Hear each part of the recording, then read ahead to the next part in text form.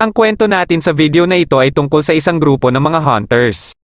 Mga tao sila na kinuha ng organisasyon ng Tianyuan para sa misyon na hanapin at iligpit ang mga nilalang na tinatawag na Wangliang. Isang gabi habang nasa isang misyon ng mga hunters ng 6th unit ay bigla na lang naging demon ng isa nilang kasamahan. Matapos nitong atakihin ang ibang miyembro ay mabilis na tumakbo sa sobrang takot ang isa pang miyembro na si Taken. Makalipas ang ilang araw ay naatasan ng Tianyuan na si Lady Luji ang isang hunter na si Uki para pamunuan ang bubuoing bagong 6th unit. Hindi siya nagdalawang isip na tanggapin ito at kaagad niyang pinuntahan ang isa din sa makakasama niya na si Shonkyo. Nang makita niya na ito ay pumunta naman sila sa kagubatan para hanapin ang pangatlo nilang miyembro. Napansin nila kaagad dito ang sobrang kapal na miasma.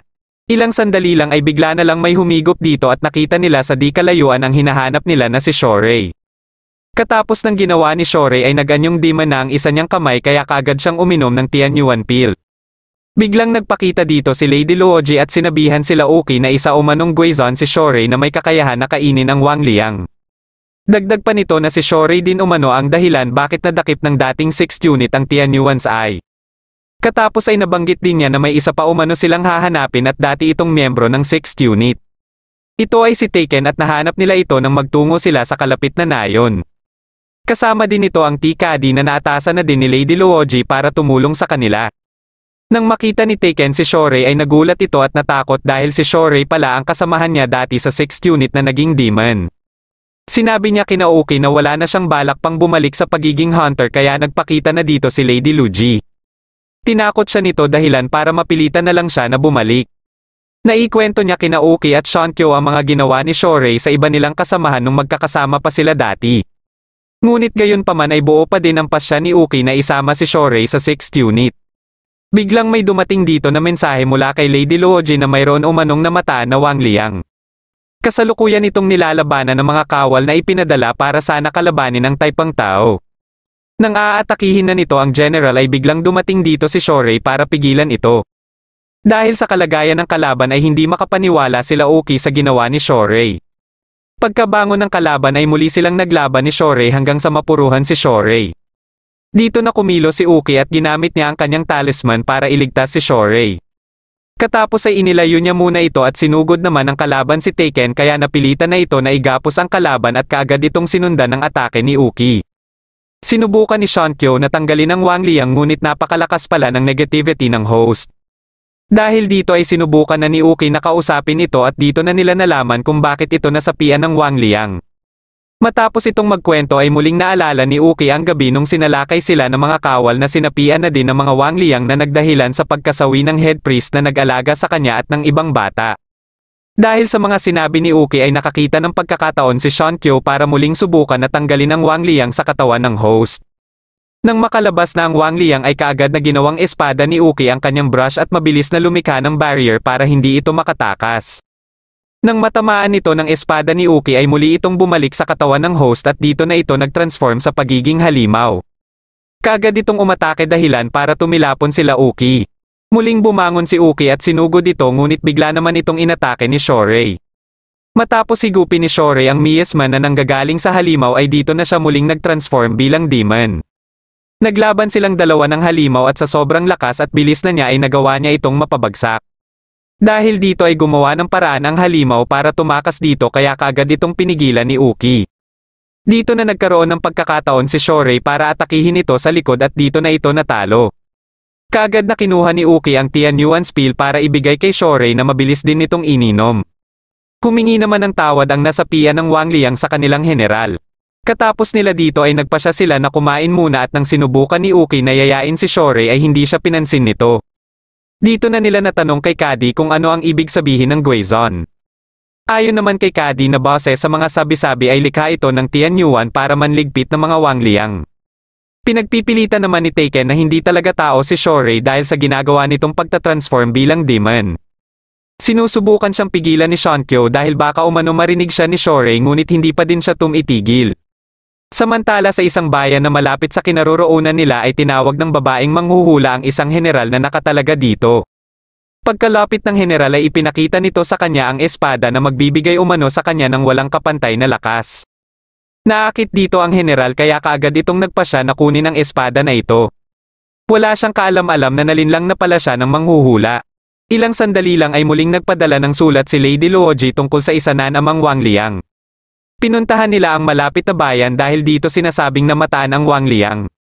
Pagkadating nila dito ay napansin nila si Shorei na tumitingin ng mga pang-ipit sa buhok. Nang nilapitan nila ito para papiliin ay bigla na lang itong tumakbo at ilang sandali lang ay muli na namang nag-react ang kanyang dibdib. May napansin siyang nakamasid sa kanya pero hindi niya ito ipinaalam kay Uki. Kinagabihan ay inatake ng general na nasapian na ng Wang Liang mula sa espada ang isang residente dito. Nang makita ito nila Uki kinabukasan ay sigurado sila na nasa malapit lang ang gumawa nito. Dahil dito ay hinintay nilang dumilim para bantayan ito at nang mag-react muli ang dibdib ni Shorei ay nakita niya ang dahilan nito kaya sinundan niya itong mag-isa. Nang makarating siya sa isang bakanteng lote ay dito na nagpakita ang general. Nag-transform ito bilang isang demon kaya kaagad na hinigop ni Shorei ang miasma para makapag-transform din ang isa niyang kamay.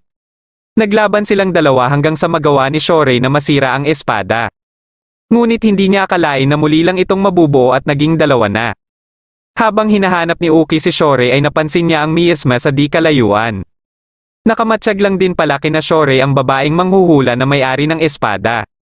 Dahil nararamdaman na ni Shorei na hindi siya mananalo sa kasulukuyang lakas niya ay nagpasya na siya para mag-transform na din sa anyong demon. Nagpatuloy ang kanilang laban hanggang sa muli na namang masira ni Shorei ang espada. Dito na nag-evolve ang kalaban kaya pagkaatras ni Shorei ay mabilis itong umatake na hindi nagawang mailaga ni Shorei. Biglang dumating dito si Uki na kaagad lumikha ng barrier. Nang makalapit siya kay Shorei ay paulit-ulit naman siyang inatake ng kalaban. Sinubukan niya itong sanggain gamit ang kanyang barrier pero dahil sa lakas ng kalaban ay muntikan ng masira ang kanyang barrier. Buti na lang ay dumating na din dito si Shonkyo kaya muling naayos ang kanyang barrier. Dahil sa ipinapakitang tibay ni Uki ay napaisip na din ang babaeng manghuhula na hindi lang pala ang Guizon ang dapat niyang ikabahala. Pagkadating dito ni Taken ay iginapos niya kaagad ang kalaban at dito na din ginamit ni Uki ang kanyang 8-gate golden chain formation. Matapos sa gizo ni Taken ng pampasabog ang kalaban ay mabilis na kumilos si Shorei para atakihin ito. Dahil dito ay tuluyan ang nasira ang espada at matagumpay na nila itong natalo. Nang magising ang general ay umalis din kaagad dito ang babaeng manghuhula. Kinaumagahan ay nagpatuloy na sila sa paglalakbay sa paghahanap ng mga Wang Liang. Natanaw nila sa di kalayuan ang isang nayon na parang kagagaling lang sa sunog. Pagkadating nila dito ay nagulat sila nang makita ang mga nakahandusay na mga tao na wala ng buhay. Sa sobrang pagkagulat ni Shorei ay napansin na siya ni Uki kaya pinakalma siya nito. Ilang sandali lang ay nagpakita sa kanila ang ibang residente kaya kaagad nila itong tinulungan. Nang makausap nila ang mga ito ay nalaman nila na kagagawan pala ang mga ito ng mga bandido. Nabanggit din ng mga ito ang tungkol sa kakaibang kabayo na sinasakyan ng pinuno ng mga bandido. Nang mapansin ni Shorei ang miasma ay galing pala ito sa mga bandido na muling bumalik para umatake. Dahil dito ay kaagad na nasawi ang karamihan sa mga taga-nayon. Mabilis na kumilo si Uki at matapos ang pagsugod niya ay napansin niya na parang ang kabayo ang host ng Wang Liang. Nang aatakihin na sila Taken ng ibang bandido ay kaagad naman itong pinatulog ni Shonkyo. Dahil sa patuloy na pag-atake ng pinuno sa mga residente ay muling naalala ni Shorei ang gabi nung sinalakay ang kanilang bayan. Sa sobrang galit na nararamdaman niya ay humigop siya ng maraming miasma dahilan para mag-evolve ang pagiging demon niya. Dito na din siya nawala ng kontrol sa kanyang sarili kaya pagka-atake niya ay pati sila Uki ay nadadamay na din. Katapos ay inatake niya ang pinuno pero mabilis itong tumakas. Nang maabol nila ito ay ginamit ni Uki ang kanyang talisman para mahawakan si Shorei at subukan na pakalmahin. Ngunit nakawala ito sa pagkakahawak ni Uki kaya ginamit na ni Uki ang kanyang 8-gate golden chain formation. Sinamantala naman ng kalaban ang pagkakataon para tumakas at sinabihan ni Uki si Shonkyo na tanggalin ang miasma sa katawan ni Shorei. Dahil dito ay nanghina si Shorei kaya kaagad itong pinainom ng Tianyuan Spill para bumalik ito sa normal. Biglang nagpakita dito si Lady Luoji at ipinaliwanag kina Uki kung bakit nag-transform ng ganon si Shorei. Nangyayari umano ito kung may mga pangyayari na nagdadahilan para mawala na siya ng kontrol sa kanyang nararamdaman. Kaya dito na din naikwento ni Lady Luoji ang nangyari sa bayan nila Shorei. Katulad ng nangyari kay Uki ay ganito din ang sinapit ni Shorei. Dahil sa sakripisyo ng kanyang mga magulang ay nagawa niyang makatakas sa mga umatake sa kanila. Ngunit nang matunton siya ni Lady Luoji ay naakit niya na umano ang Wang Liang dahil sa takot niya sa kamatayan. Nagpa siya si Lady Luoji na iligpit na lang siya pero nagmakaawa siya dito na gusto niya umanong mabuhay. Pero dahil ilang sandali lang ay nasawi din siya kaya dito na nagpa siya si Lady Luoji na gawin siyang Guizon. Kinagabihan ay nagkamalay na si Shorei na kaagad tinanong kung ano ang nangyari sa bandido. Dito niya na din nalaman na nawalan pala siya ng kontrol sa kanyang sarili na muntikan pang ikapahamak nila Uki. Biglang nagpakita dito ang bandido at nagsaanib na sila ng kanyang kabayo. Nang makita ni Shorei ang dugo sa sandata nito ay muli na naman niyang naalala ang kanyang nakaraan. Dahil dito ay muli siyang nagtransform at kaagad itong inatake. Dito na nagpa siya si Uki na gamitin ang kanyang Linkang Chain. Sa pamamagitan nito ay napakalma niya si Shorei ngunit siya naman ang naapektuhan dahil sa miasma na nahihigop niya. Bigla siyang inatake ng kalaban at habang sinasangga niya ito ay kaagad na kumilos si Shorei para atakihin ang kalaban dahilan para matalo na nila ito. Katapos ay mabilis na tinanggal ni Shankyo ang miasma sa katawan ni Uki. Isang araw habang nasa isang bayan sila ay biglang nagpakita sa kanila si Lady Luoji. Habang kumakain sila ay nabanggit ni Lady Luoji ang tungkol sa babaeng manghuhula. Ayon sa kanya na dahil sa kainahinala ang mga kinikilos nito ay nagpa siya umano siyang sundan nito hanggang sa mahalata na siya. May kutob siya na may kinalaman ito sa mga Wangliang na kumakalat sa iba't ibang lugar. Ang pagkakaalam niya sa kinaroroonan nito ngayon ay nasa southeast of Shenzhou ito. Dahil dito ay naatasan sila Uki na pumunta dito para hanapin ang babaeng ito. Sa bansang ito ay may mandirigmang magkakapatid na kilala sa tawag na Peach Garden Brothers. Inalok ang kanilang panganay para humawak sa posisyon bilang gobernador general dahil sa kagustuhan ng mga mamamayan. Ngunit ayaw itong tanggapin ng panganay dahil hindi umano ito ang habol niya. Dahil dito ay nagkaroon sila ng hindi pagkakaintindihan ng isa niyang kapatid. Pagkadating dito nila Uki ay nabangga ni Shorei ang isa sa Peach Garden Brothers. Napag-alaman nila na hinahanap nito ang kanyang kapatid. Dahil sa ipinapakitang pag-aalala sa mukha nito ay napansin nito ni Shankyo. Kaya naintindihan ni Shankyo ang nararamdaman nito dahil may nakababatang kapatid din umano siya. Kasalukuyan palang umiinom ang hinahanap nito at ilang sandali lang ay lumapit sa kanya ang babaeng manghuhula. Kaya makalipas lang ang ilang minuto ay nasapian na ito ng Wangliang. Kaagad itong umatake pero buti na lang ay nasangga ito ng kanyang kapatid. Pagkaatake nito muli ay kumilos na si Uki para sanggain ito at tinulungan din siya ni Shankyo. Dito na lumitaw ang Wangliang kaya nalaman nila na isa itong carbuncle. Inatake ito ni Shorei ngunit mabilis lang itong nagtago dahilan para ang host lang ang maapektuhan. Nagpakita dito ang babaeng manghuhula at sinabihan sila na kahit umano subukan nilang iligpit ang Wangliang ay madadamay din dito ang host. Ngunit nagulat na lang sila nang biglang magsalita ang host na nakikiusap sa kanila na iligpit na lang umano siya. Dahil dito ay nagpasya na lang ang babaeng manghuhula na umatras muna kasama ang Wangliang. Pagkadating nila sa palasyo ay ipinaliwanag nila Uki ang tungkol sa mga Wangliang at paano nila ito matatalo. Ngunit sa sitwasyon ng host ay posible nitong ikasawi kung pilitin nila na paghiwalayin sila ng Wangliang na sumapi sa kanya. Nag-isip sila ng ibang paraan at kinagabihan ay hinarap ulit nila ang mga ito. Pinag-transform ni Uki si Shorei sa anyong demon nito at ginamit nila ang Linkang Chain para makontrol ng maayos ni Shorei ang kanyang demon form. Ngunit habang nakikipagpalitan na ng atake si Shorei sa kalaban ay bigla na lang nanghina si Uki. Pero hindi ito inintindi ni Uki at muling pinaatake si Shorei sa kalaban. Nang mapansin ng babaeng manghuhula na humihina na ang miasma ng kanyang Wangliang ay binigyan niya ito ng tinatawag niyang Wangliang Liquor. Dahil dito ay mas lumakas muli ang miasma nito at ilang sandali lang ay dumating naman dito ang nakakatanda nilang kapatid. Inatake ito ng babaeng manghuhula kaya kaagad na pinakilos ni Uki si Shorei para iligtas ito. Katapos ay sinabihan nito ang kanilang kapatid na hindi sumuko at huwag hahayaan na lemunin lang siya ng Wangliang. Nang makakita ng pagkakataon si Shankyo ay kaagad niyang ginamit ang Purification Sonata at mabilis na kumilos ang isa sa magkakapatid para tanggalin ang Wangliang. Sinalo naman ito ni Shorei at kaagad na iniligpit.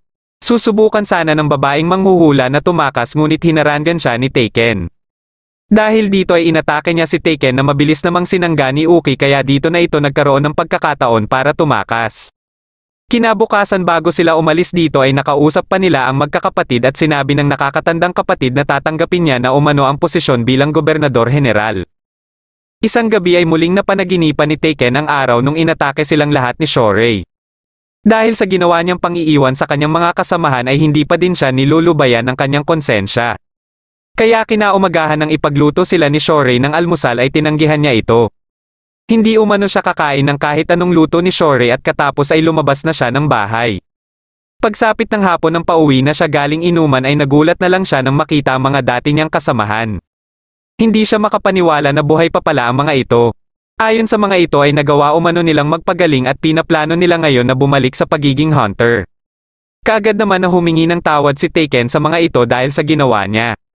Bagamat napatawad din siya kaagad ng mga ito ay mayroon namang hinihinging pabor ang mga ito sa kanya. Ito ay iligpit niya umano si Shorey na ikinagulat naman niya. Ayaw niya sanang sundin ang hinihinging pabor ng mga ito ngunit ipinaalala ni Fan sa kanya ang ginawa niyang pang-iiwan dito kahit na humihingi ito ng tulong sa kanya. Katapos ay tinutukan pa siya ng sandata ni Heian dahilan para pumayag na lang siya. Binigyan siya ng isang supot ng laso na galing pa ng kabundukan ng Kunlun. Ayon sa dati niyang captain na sa sobrang lakas nito ay kahit ang isang Guizon ay hindi makakaligtas dito. Pagkabalik niya sa kanilang tinitirahan ay siya na ang nagluto ng hapunan kaya madali lang niyang nailagay ang lason sa pagkain ni Shorey. Ngunit nang kakain na sana si Shorey ay pinigilan niya ito dahil hindi niya nakayanan ang kanyang konsensya.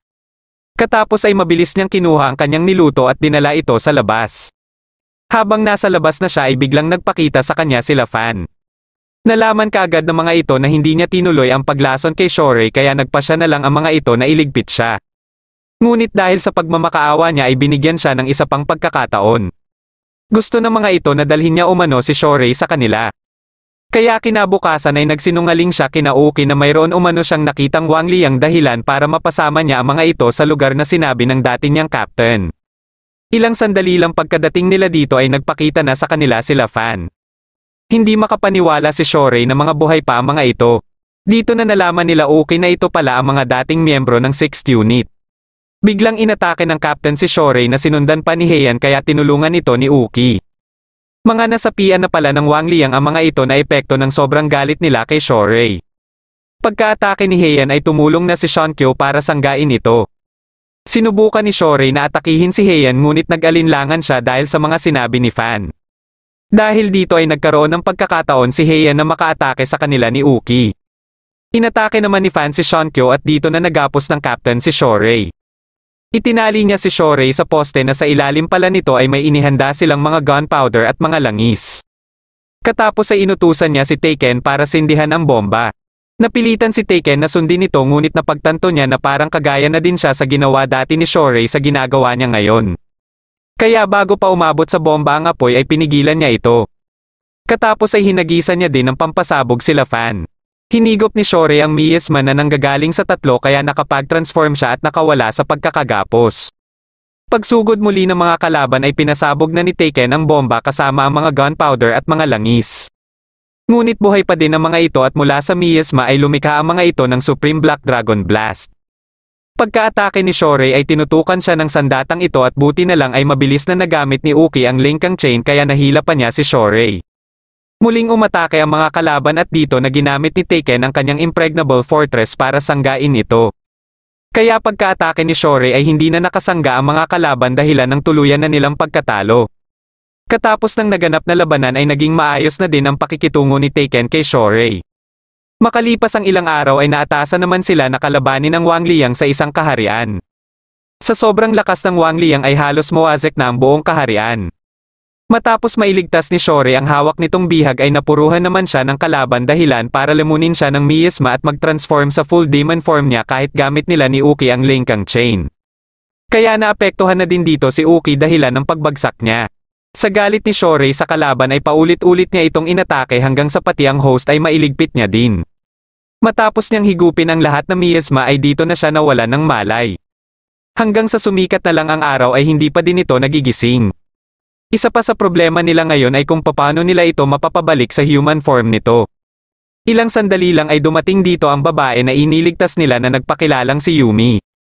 Baka umano may maitulong siya sa kalagayan ni Shorey kaya dito na nalaman nila Uki na alam din ito ang tungkol sa Guizon. Ayon kay Yumi na ang kanyang master ang nagturo sa kanya tungkol sa mga Guizon. Matapos nitong pakiramdaman si Shorey ay nabanggit niya ang Curse Heart. Kumuha siya ng mga special talisman na nilikha ng kanyang master. Hinigop nito ang lahat ng miasma sa katawan ni Shorey kaya muling naibalik ang kanyang human form. Natanong naman ni Uki kay Yumi ang tungkol sa Curse Heart na ayon kay Yumi ay may kinalaman ito sa forbidden spell na kayang bumuhay ng nasawi na. Dagdag pa niya na parang isa itong false heart at para ma-maintain ito ay kailangan ng host ng miasma. Ngunit kung patuloy itong gagawin ni Shorey ay posibleng dumating ang araw na maging ganap na din siyang Wang Liang. Ito ang dahilan bakit isang forbidden spell ang paglikha ng curse heart. Pagsapit ng hapon ay kinausap ni Uki si Lady Luoji para tanungin ang tungkol sa curse heart.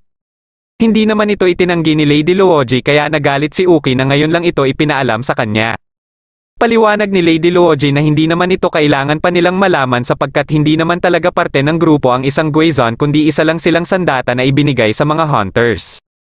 Katapos ay nalaman din ni Uki na si Shorey lang ang Guizon na may curse heart. Ito lang umano ang paraan para buhayin siya muli matapos siyang masawi. Kinabukasan bago magpaalam sa kanila si Yumi ay nabanggit nito ang posibilidad na pwede pang matanggal ang sumpa sa puso ni Shorey. May kutob siya na baka may alam dito ang kanyang master. Matapos malaman nila Uki ang lokasyon ng master ni Yumi ay kaagad silang lumakad para puntahan ito. Habang nasa daan sila ay nakatanggap sila ng mensahe para sa susunod nilang misyon. Ngunit itinapon lang ito ni Uki dahil mas prioridad nila ngayon ang curse heart ni Shorey.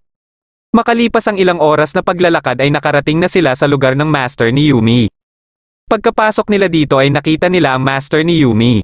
Ngunit nang hinawakan ito ni Uki ay unti-unti itong naglaho at katapos ay nakita nila sa taas ang babaeng manghuhula. Nagpalabas ito ng halimaw kaya dali-dali silang lumabas. Kaagad na lumikha si Uki ng barrier ngunit sa isang sigaw lang ng halimaw ay mabilis itong nabiyak. Sinubukan ni Shorey na atakihin ito ngunit hindi siya umubra dito. Kahit ang ginawang atake ni Shonkyo ay hindi din umubra. Pagkabangon ni Shorey ay inatake naman siya ng ahas kaya ginamit na ni Uki ang Linkang Chain. Ngunit tinanggal lang ito ni Shorey dahil ayaw niyang malaman muli ng miasma si Uki. Matapos siyang ihagis ng ahas ay dito na siya nag-transform sa full demon form niya. Pagka-atake ng kalaban kay Taken ay kaagad niya itong sinangga. Katapos ay sinuntok niya ang mata nito kaya dinakip siya nito at inihagis papunta kay Uki. Pagka-atake nito sa kanila ay sinubukan itong sanggain ni Uki. Hanggang sa mabasag ang kanyang barrier at dito na sila nahulog sa ilog. Mabilis na umaksyon ang mga kalaban para sundan sila at gayon din sila Taken at Shonkyo.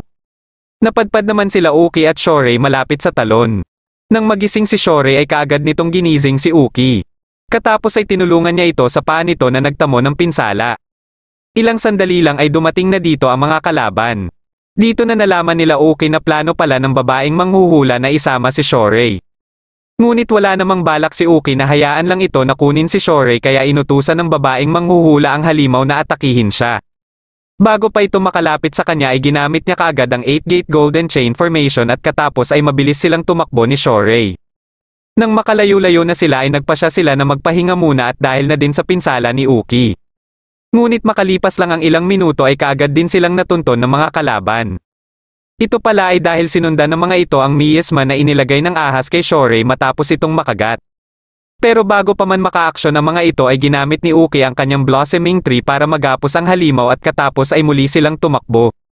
Nang makita nila Taken ang mga footprints nila Uki ay nabuhayan sila dahil sigurado na sila nabuhay pa ang mga ito. Para mabilis nilang matunton ang mga ito at maunahan ang mga kalaban ay naisip nilang humingi na ng tulong kay Lady Luoji kahit alam nilang may kasalanan pa sila matapos nila itong suwayin. Nang magpakita na sa kanila si Lady Luoji ay sinermonan sila kaagad at tanggap din nila ang kaparusahan na nag-aantay sa kanila. Ngunit gayon pa man ay pilit pa din silang nagmakaawa dito na tulungan sila na mahanap kaagad sila Uki at Shorey. Para mapapayag nila ito ay nangako na si Taken na ilolaan niya ang buong buhay niya sa pagiging hunter. Sa patuloy na pakikipaghabulan nila Uki sa mga kalaban ay ginamit na ni Uki ang natitira niyang talisman para maharangan ang mga ito. Pero dahil alam niyang hindi rin ito magtatagal ay sinabihan niya si Shorey na tumakbo at siya na umano ang pipigil sa mga kalaban. Pagka-atake ng halimaw ay nakita nila ang kulay gintong agila at narinig nila ang boses ni Taken. Kaagad na inalalayan ni Taken si Uki para umatras habang nahaharangan pa ng smokescreen ang mga kalaban. Nang makapagtago sila sa kuweba ay dito na din nabanggit nila Taken kina Uki na tinulungan umano sila ni Lady Luoji sa paghahanap gamit ang Golden Eagle. Dahil alam nila na hindi rin magtatagal ay matutunton din sila ng mga kalaban ay naisip ni Uki na labanan na lang nila ang mga ito ng harap-harapan. Nakaisip ng paraan si Taken kaya habang patuloy sa paghahanap sa kanila ang mga ito ay ginamit nila ang mga bato para linlangin ang mga ito. Ginagamit pala ni Uki ang kanyang Linkang Chain na may miasma ni Shorey at dahil ang amoy nito ang sinusundan ng halimaw ay itinali niya din ito sa ibang mga bato. Dahil dito ay nagkaroon sila ni Shorei ng pagkakataon para magapos ang halimaw. Sa tulong ni Shankyo ay nabigyan si Uki ng dagdag na lakas at ginamit na din ni Taken ang inihanda niyang atake para sa halimaw. Kaya dito na sinamantala nila Uki at Shorei na iligpit na ang halimaw. Balak sana ni Shorei na habulin ang babaeng manghuhula pero ayon kay Uki ay hayaan na lang muna nila ito dahil ang mas importante umano ngayon ay ligtas sila pareho. Binalikan nila ang tinitirahan ng master ni Yumi sa pagbabaka sakali na mayroon silang makukuha dito na magagamit nila sa pagtuklas kung paano matatanggal ang sumpa sa puso ni Shorei. Ilang sandali lang ay dumating dito si Yumi na nalungkot matapos ang kanyang mga nakita. Pero dahil sa kagustuhan niyang matulungan si Shorei ay nakiusap siya kina Uki kung pwede siyang sumama sa mga ito sa kanilang paglalakbay. Nakikita ni Uki na malaki ang maitutulong nito sa kanila kaya bilang captain ng 6th unit ay pumayag siya dito. Makalipas ang ilang araw ng paghahanap nila ng lunas sa Curse Heart ay napunta sila sa nayon kung saan nakahandusay na lang ang mga tao dahil sa sakit na kumakalat dito. Nang makita nila ang sakit ng mga ito ay nabanggit ni Shankyo na kapareho ito ng sakit ng nakababate niyang kapatid. Kaya patuloy lang itong kumakalat dahil mapaghanggang sa ngayon ay wala pang lunas ang sakit na ito. Ilang sandali lang ay tinawag silang lahat ni Shorei para ipakita sa kanila ang mga papel na nakakalat sa nayon. Matapos itong makita ni Yumi ay nalaman niya kaagad na isa itong Cult of the Phoenix Talisman. Base sa pagkakaalam niya na ang pinuno ng mga ito na si Fanggo ay may kakayahan na lumikha ng gamot para sa sakit na katulad ng sa kapatid ni Shankyo. Dahil dito ay nagpasya silang puntahan ang kinaroroonan ng Cult of the Phoenix. Pagkadating nila dito ay hinarangan sila kaagad sa entrance. Pero ilang sandali lang ay dumating dito ang isang lalaki na nagpakilalang si Zongji para papasukin sila. Alam nito na sila ang 6th unit ng mga hunters kaya nagtaka sila Uki. Ayon dito na nakikita umano ni Fanggo ang lahat kaya alam nito na darating sila. Isinama sila nito sa kinaroroonan ni Fanggo at nalaman nila na isa pala itong bulag na batang babae. Kagad itong tinanong ni Shankyo tungkol sa gamot para sa sakit ng kanyang kapatid. Bagamat kinumpirma ni Fanggo na mayroon silang gamot na tinutukoy ni Shankyo ay hindi niya umano ito maibibigay kaagad. Kailangan umano muna nilang itigil ang pagtuligsa nila sa mga Wangliang na ikinagulat naman nila. Ito ay dahil naniniwala si Fanggo na imbis iligpit ang mga Wangliang ay tanggapin na lang ang mga ito at hayaan na mamuhay kasama ng mga tao. Dagdag pa niya na kahit may Wangliang man o wala ay ganun pa din ang ginagawa ng mga tao na makipagdigma. Kaya sa ginagawa ng mga hunters ay hindi na din umano sila naiiba sa mga warlords. Binigyan sila ng oras para makapag-isip at ipinaghanda muna sila ng kwarto na kanilang matutuluyan. Pagkadating nila sa kanilang silid ay pinag-usapan nila ang mga sinabi ni Fanggo. Ayon kay Uki na mahirap sundin ang gusto ni Fanggo dahil puro gulo lang ang maidudulot ng mga Wangliang sa mga tao. Nagpasya naman si Shankyo na lumabas muna para magpahangin. Dito na nabanggit ni Uki ang napapansin niyang kakaiba dito. Dahil kung may kakayahan pala sila na lunasan ng mga sakit ay bakit nagdudusa pa din ang ibang nayon. Dahil dito ay nagpasya sila na mag-imbestiga dito. May balak pala sila Fanggo at Zongji na makuha ang Guizan o si Shorei. Ito ay para gamitin ito sa matagal na nilang ninanais. Habang tumutugtog si Shankyo ay nagulat na lang siya nang makita niya dito ang kanyang kapatid na si Zontai. Hindi siya makapaniwala paano ito napunta sa lugar na ito. Ayon kay Zontai ay kinuha umano siya ng isang miyembro ng Cult of the Phoenix para dalhin dito. Dagdag pa niya na mas bumuti ang kanyang pakiramdam simula nang mapunta siya dito. Pero gayon pa man ay hindi pa din tuluyan na nawawala ang kanyang sakit. Ito ay dahil hindi pa umano na peperpekto ni Fanggo ang gamot. Kaya dito na siya humiling ng pabor sa kanyang ate para makuha ang huling kasangkapan na kukumpleto sa gamot. At ang kasangkapan na ito ay ang dugo ng isang Guizan na ikinagulat ni Shankyo.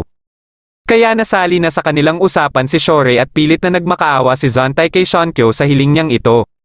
Pinapili nito si Shankyo kung sino umano sa kanila ni Shorei ang mas importante. Dahil mahal na mahal ni Shankyo ang kanyang kapatid ay sinunod niya ang hiling nito. Kaya ilang minuto lang ang makalipas habang nag-iimbestiga si Shorei ay nakita niya si Shankyo at kaagad itong nilapitan. Dito na siya pinatulog nito ngunit hindi alam ni Shankyo na nakita pala sila ni Yumi. Kasama si Zontai ay dinala nila si Shorei kay Zongji na nangakong makukumpleto na umano ang gamot. Habang hinahanap naman nila Uki sila Shorei ay nakita nila si Yumi na tumatakbo papalapit sa kanila. Kaya dito na nila nalaman ang ginawa ni Shankyo kay Shorei. Katapos ay napansin ni Uki ang mga residente dito na pare-parehong nakangiti habang papalapit sa kanila.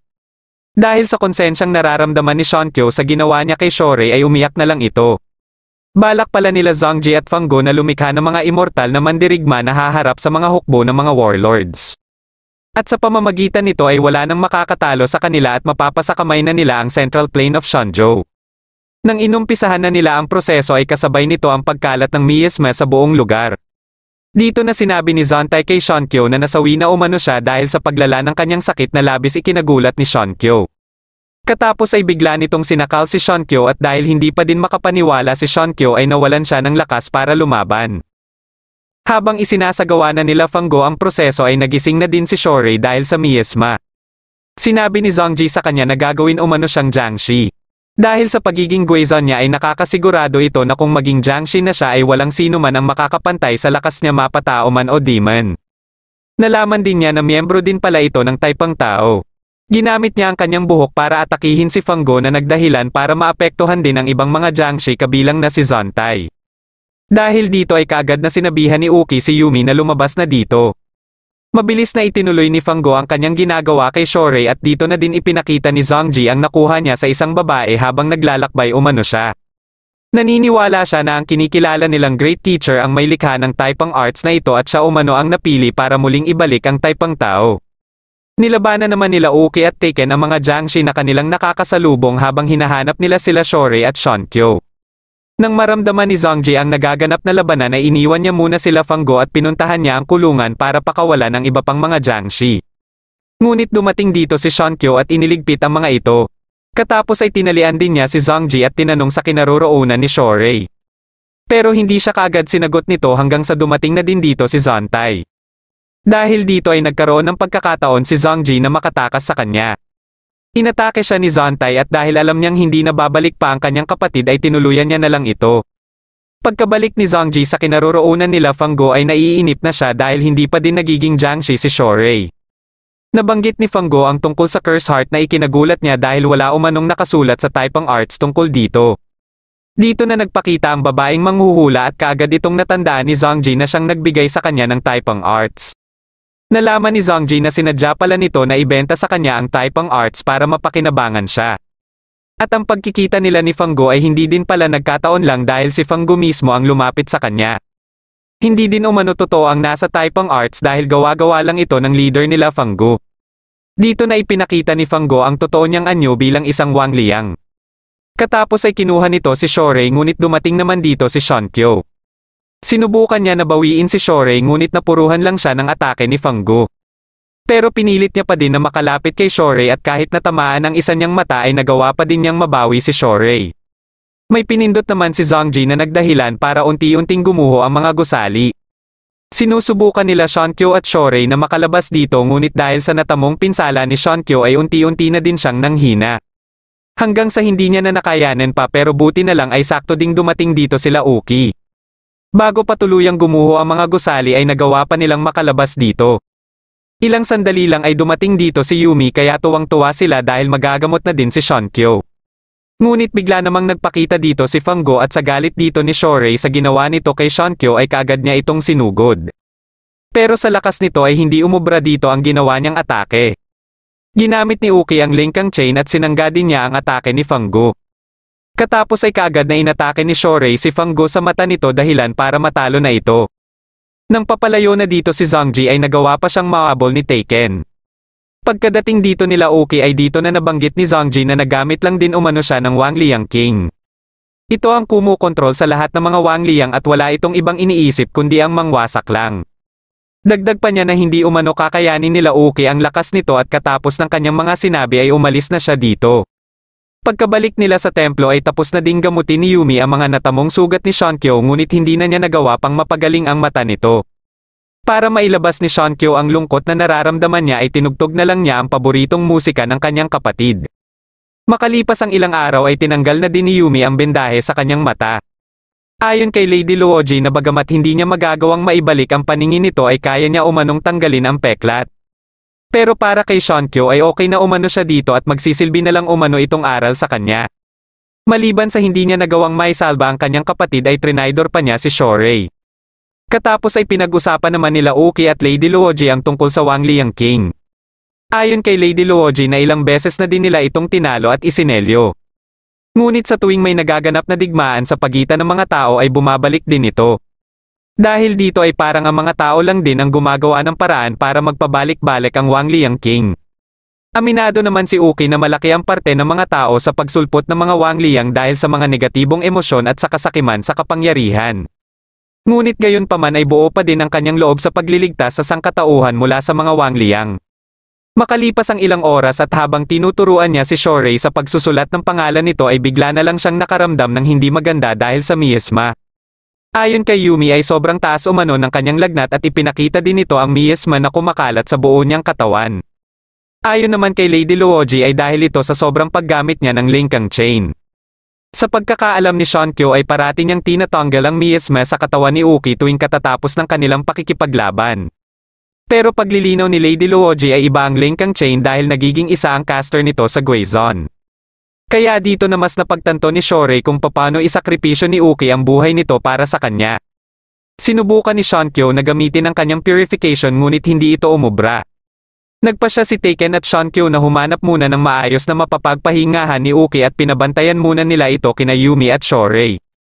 Habang pinupunasan ni Shorei si Uki ay sinabihan siya ni Yumi sa nag-iisang paraan na alam nito na pwedeng makasalba sa buhay ni Uki. At ito ay kailangan niya umanong higupin lahat ang miasma na nasa katawan ni Uki.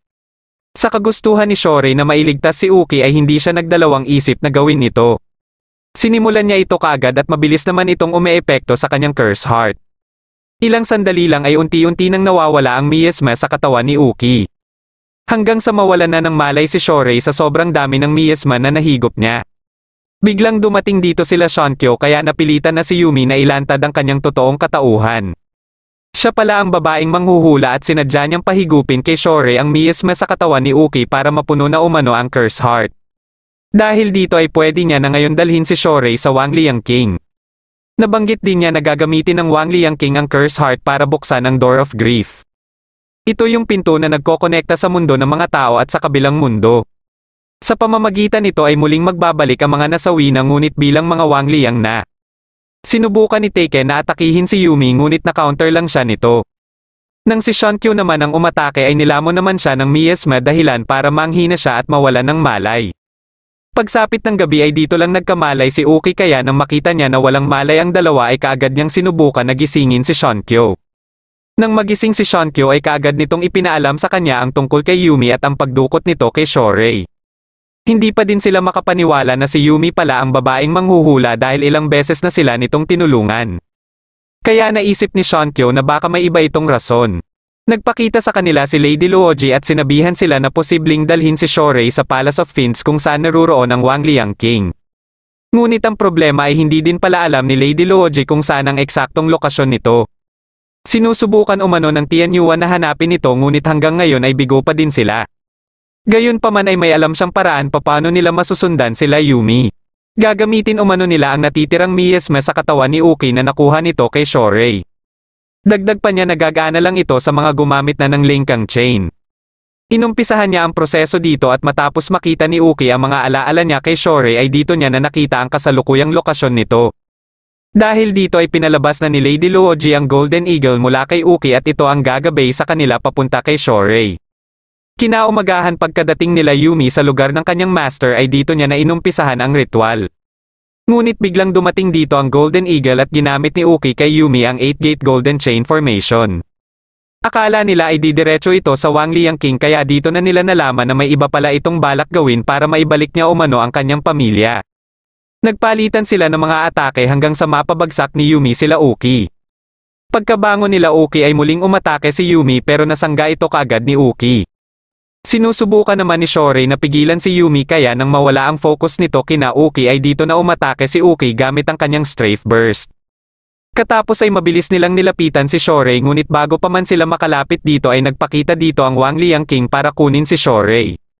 Pinarusahan din nito si Yumi dahil nalaman na nito ang ginawang pagtatraidor ni Yumi.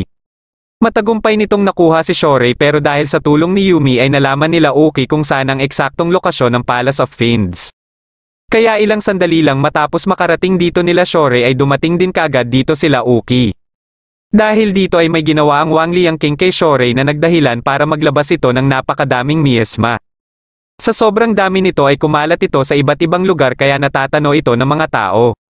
Kinalaban nila Uki ang mga Wang Liang na nakakasalubong nila hanggang sa makapasok sila sa mismong loob ng palasyo. Nang papalapit na sila kay Shore ay inatake naman sila kaagad ng Wang Liang King na nagdahilan sa pagkasira ni Kadi.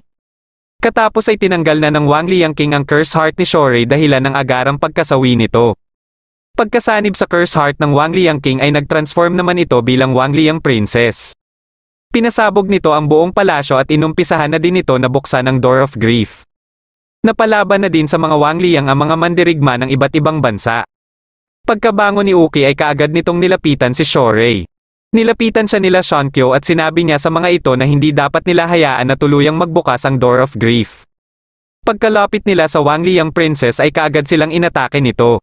Para makalapit si Uki sa Wang Liang Princess ay sila Taken at Shankyo ang umatake sa mga alagad nito.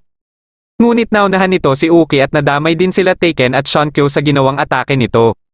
Tumilapon si Uki pabalik sa kinaroroonan ni Shore kaya nilapitan niya ito muli. Nang hinawakan niya ang kamay nito ay may narinig siya na mga sinabi nito kaya bigla siyang nagising. Dahil dito ay muli siyang nagkaroon ng lakas ng loob para lumaban. Dito niya na ginamit ang kanyang Linkang Chain at pinunterya ang Curse Heart. Dahil galing ito kay Shore ay alam niyang gagana pa din dito ang Linkang Chain. Pero dahil sa ginagawa niyang ito ay naaapektuhan naman siya ng miasma. Ngunit hindi siya nagpapatinag dito kaya ginamit na ng Wang Liang Princess ang miasma na nanggagaling sa Door of Grief.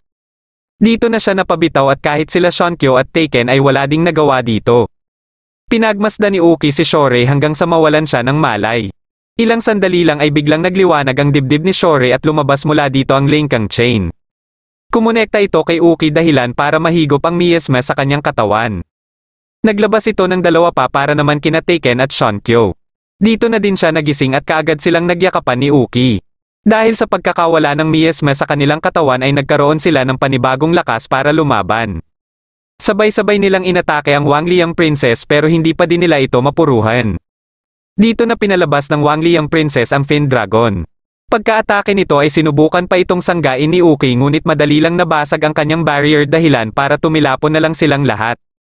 Pagkabangon nila ay nag-isip sila ng estratehiya kung paano nila matatalo ang Dragon at ang Wang Liang Princess. Naisip ni Shore na gamitin muli ang demon power niya dahil magbibigay ito sa kanya ng matinding kapangyarihan. Para makontrol niya ito ng maayos ay gagamitin nila ang Linkang Chain. Nang sinimulan na nila ang kanilang pag-atake ay nagsilbing pain sila Shankyo at Taken. Dahil dito ay hindi napansin ng Wang Liang Princess ang kanilang pag-atake kaya hindi na ito nakaiwas pa. Sa sobrang lakas ng kanilang atake ay tuluyan na nila itong natalo. Kasabay din ito ang paglaho ng miasma at mga Wang Liang na umaatake sa ibang lugar. Dito na nagtatapos ang huling episode ng Fantasia Sango Realm of Legends. Kung nagustuhan mo ang ating kwento ay huwag kakalimutan mag-like at mag-subscribe na din para malalaman mo kaagad kung may bago akong video. Maraming salamat sa panonood at shoutout na din kina